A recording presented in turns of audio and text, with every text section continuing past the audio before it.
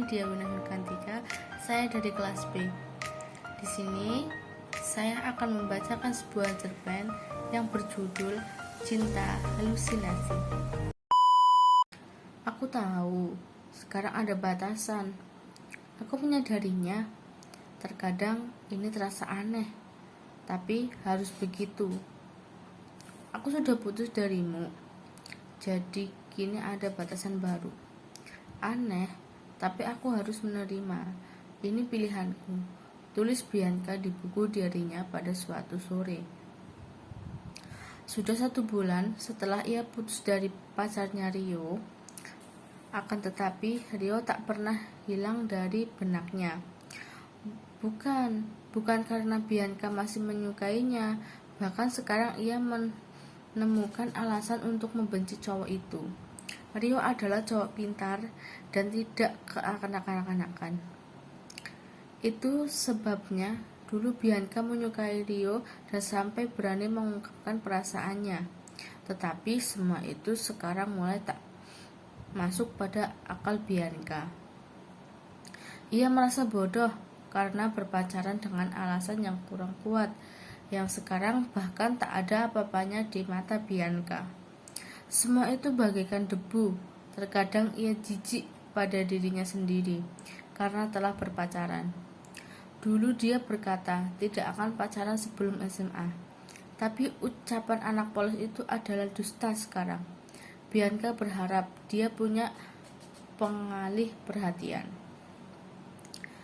Di hari sekolah berikutnya, Bianca terlambat masuk kelas karena bangun kesiangan.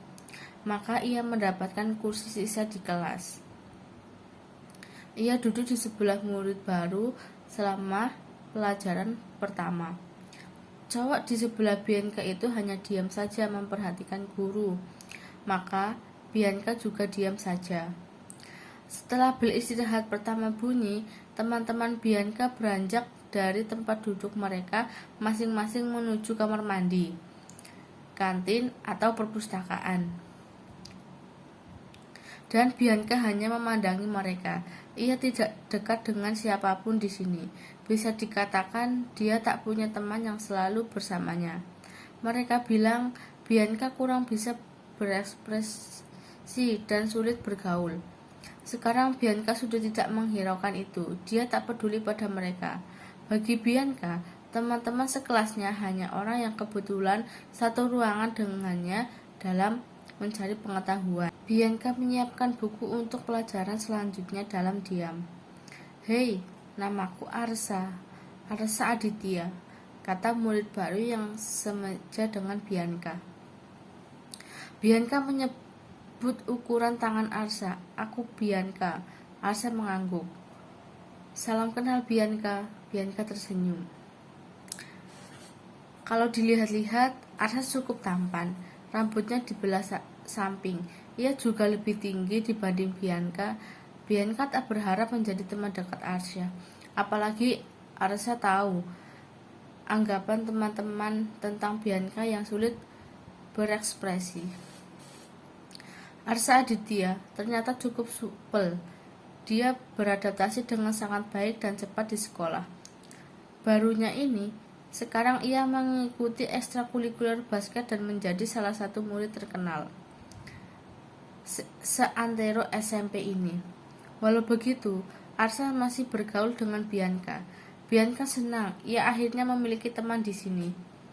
Ada yang mengerti dia dan tidak menganggapnya aneh. Arsa dan Bianca menjadi teman dekat selama ini. Bianca dan Arsa sering makan mie ayam bersama. Rumah mereka juga tidak terlalu jauh jaraknya, jadi sering kali Arsa mengajak Bianca untuk naik angkutan umum ke sekolah bersama. Mereka bermain sepeda bersama dan makan kue buatan mama Bianca juga. Saat di sekolah, Arsa dan Bianca sudah mulai dicocok-cocokkan sebagai pasangan. Si suara berdua Bianca dari suku paduan suara dan si jangkung Arsa dari suku basket. Bianca tak menghiraukannya. Terkadang ia hanya tersenyum geli. Arsi pun menanggapi dengan santai. "Kami hanya berteman." Arsya memandang Bianca sambil mengedipkan satu matanya. Jantung Bianca mulai berdegup. Dia manis sekali kalau begitu.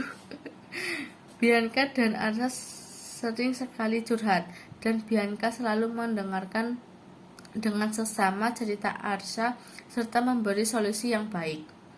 Matamu selalu penuh perhatian saat mendengarkanku cerita. Aku suka, puji Arsya pada suatu siang di halaman rumahnya. Dengan pujian begitu, Bianca langsung tersenyum tersipu malu. Bianca suka melihat mata orang. Ia merasa ketika melihat mata, dia melihat jiwa. Entah ada apa dengan dirinya, terkadang nama Rio masih melintas di benaknya. Bayang-bayang cowok itu selalu punya tempat dalam memori Bianca dan ia membenci itu. Ada kalanya pula dia memikirkan Arsya selalu. Bagaimana tidak, mereka selalu menghabiskan waktu bersama. Bianca telah berpikat dan terikat oleh Arsya. Ia sudah berusaha keras menghindari perasaannya itu, karena menurut pengalaman saat Bianca merasa begitu terikat pada Rio, ternyata itu hanya sementara. Namun, perasaannya kali ini lebih kuat, seakan sebentar lagi mereka akan berjuahan. Bianca hanya tidak ingin merobek hati orang lagi dengan perasaannya yang tetap. Bianca ingin mengungkapkan rasa, hanya saja ia akan lebih sulit dari sebelumnya ketika bersama Rio. Bianca mulai menangis, memikirkan ini semua. Bagaimana hatinya berdilema. Bianca menunduk. Rasanya dari kejauhan sayup-sayup terdengar orang berkata, Bianca, Bianca. Lalu Bianca merasakan bahunya ditepuk. Bianca tersentak.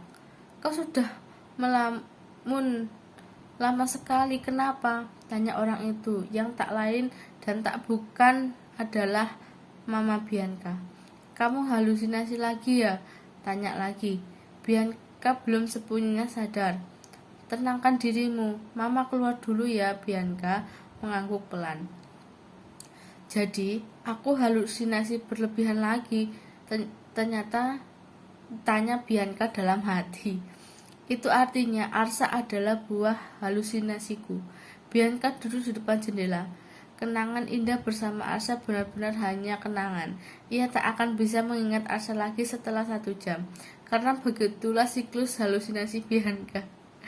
Dia berhenti berhalusinasi ketika menangis dan buah halusinasi itu hanya akan diingatnya selama 1 jam.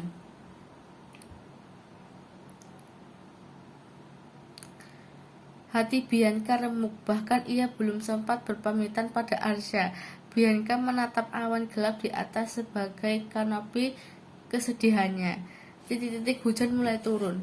Melodinya mengalamun mengiringi sepihan rindu dan sedih gadis itu. Aku bersyukur pernah bersamamu walau sebentar, Arsya. Ucap Bianca pada hujan, berharap ia akan menyampaikannya pada Arsya. Kini Bianca bersedih atas kehilangannya selama masih bisa. Sekian video dari saya.